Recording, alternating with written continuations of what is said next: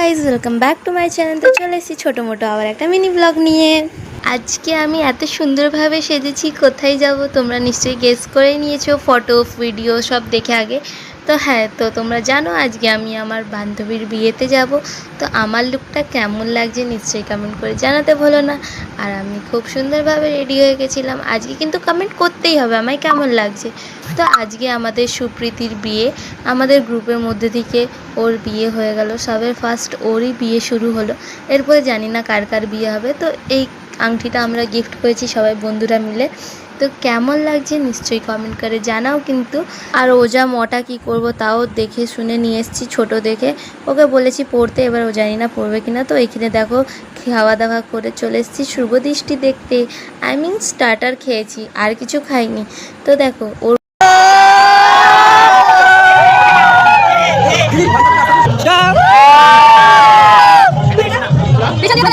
তোমরা নিশ্চয়ই ভাবছো এত তাড়াতাড়ি বিয়ে শুরু হয়ে গেল কীভাবে। তো হ্যাঁ, ওর গোধূলি লগ্নে বিয়ে ছিল।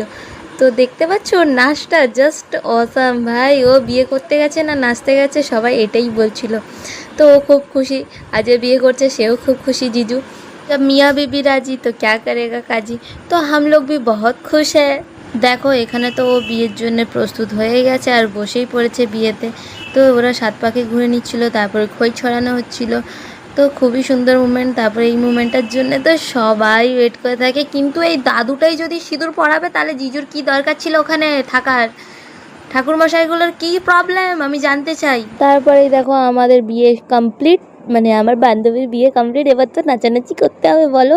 এই নাচটা দেখতে হলে আমার আরেকটা ভিডিও ছাড়া আছে, যাও তাড়াতাড়ি গিয়ে দেখে